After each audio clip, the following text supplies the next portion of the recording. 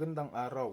Tayo ngayon ay nasa ikatlong bahagi ng ating pag-aaral tungkol sa ang Biblia, kinasihan ng Diyos. Ang pamagat ng ating paksa ngayong araw na ito ay ang paglikha ng lahat ng mga bagay.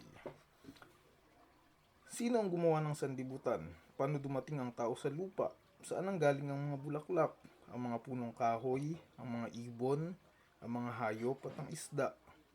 Para magkaroon ng tumpak na tugon sa mga katanungang ito, kailangang buksan natin ang Biblia. Ang aklat ng Diyos ay naglalaman ng tanging tumpak na ulat ng paglikha.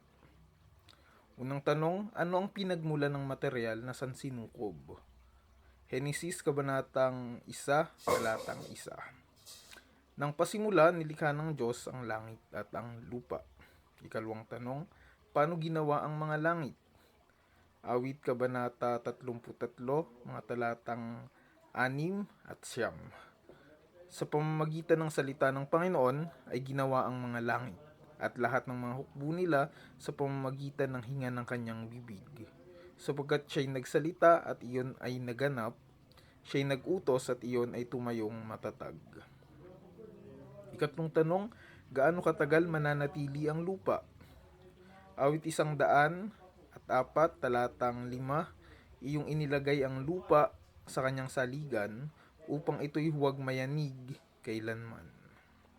Ikaapat, sinong lumikha ng lahat ng mga bagay?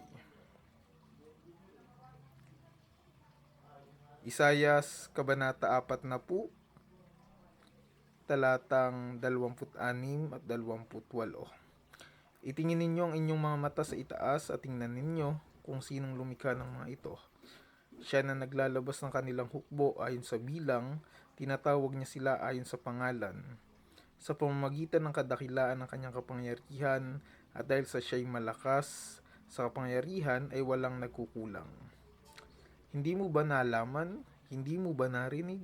Ang Panginoon ang walang hanggang Diyos, ang lumikha ng mga dulo ng lupa. Hindi siya nanghihina o napapagod man, walang makatatarok ng kanyang kaunawaan. Unang kabanata ng Hebreo, talatang 1, subalit sa mga huling araw na ito, ay nagsalita siya sa atin sa pamamagitan ng anak na kanyang itinalagang tagapagmana ng lahat ng mga bagay na sa pamamagitan din niya ay ginawa ang mga sanlibutan. Ikalimang tanong, paano nagkaroon ng tao?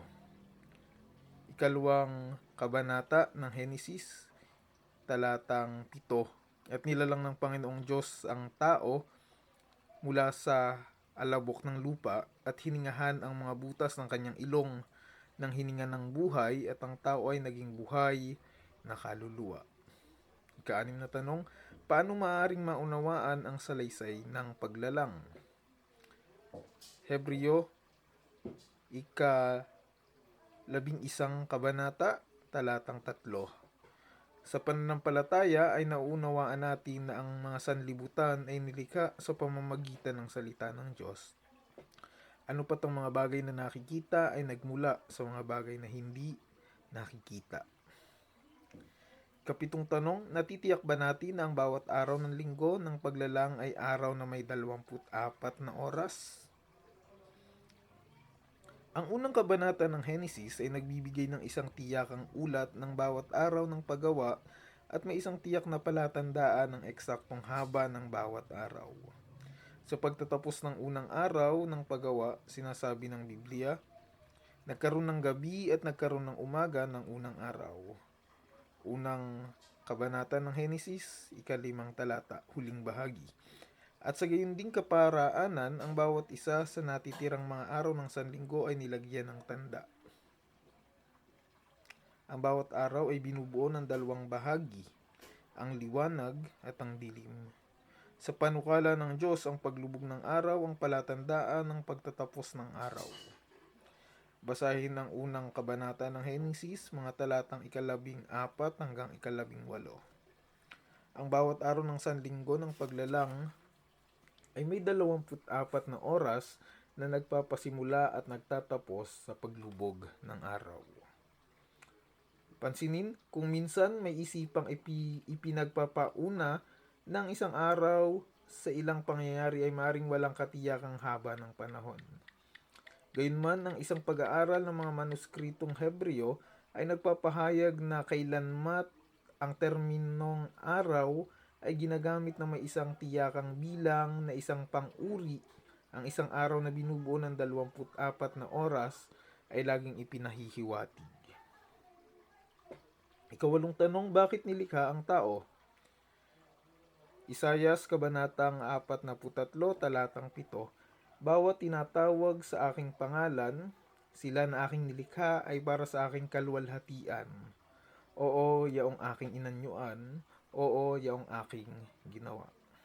Ikasyam na tanong, bakit nilikha ang sanlibutan? Isayas, Kabanatang 45, talatang 18. Sapagkat ganito ang sabi ng Panginoon na lumikha ng langit. Siya ay Diyos na nag-anyo ng lupa at gumawa niyon, na kanyang itinatag, hindi niya ito nilikha na sira, ito ay kanyang inanyuan upang tirhan. Ako ang Panginoon at wala nang iba.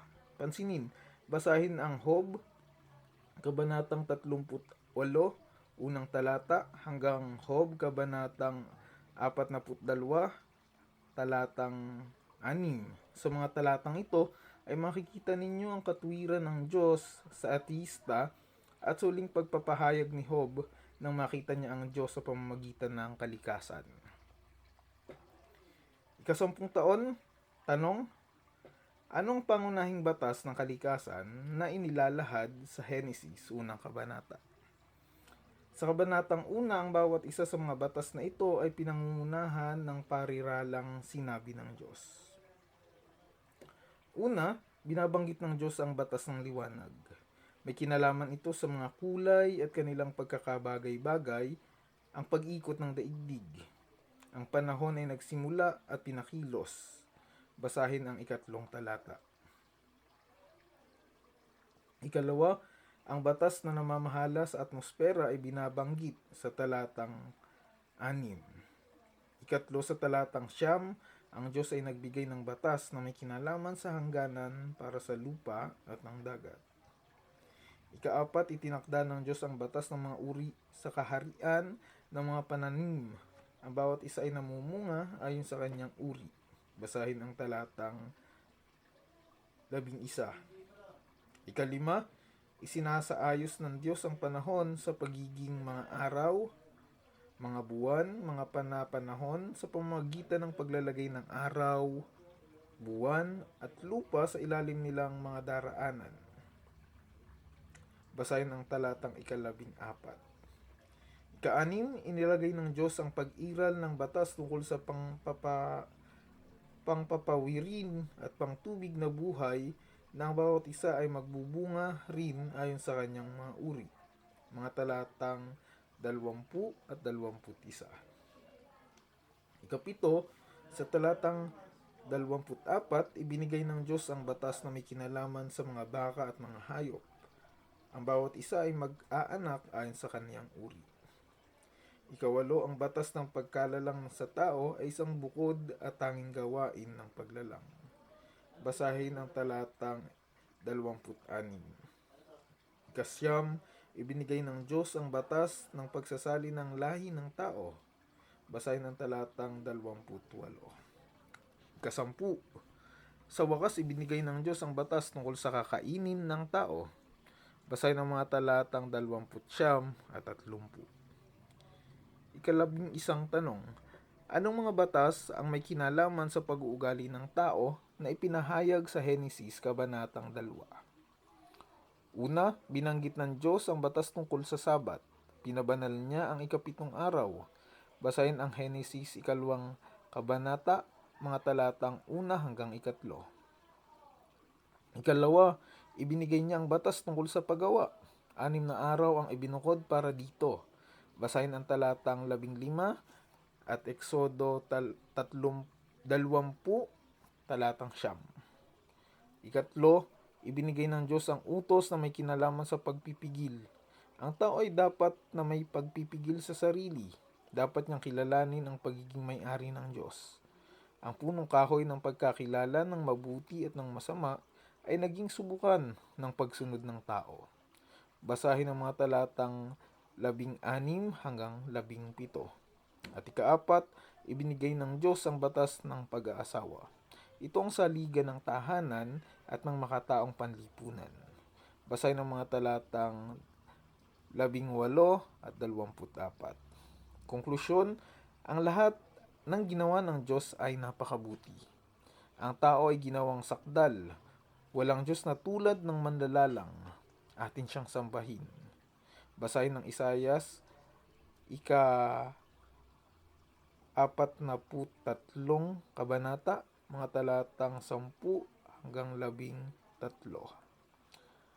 Ang susunod nating paksa ay may pamagat na ang Biblia kaya ay maaring maunawaan.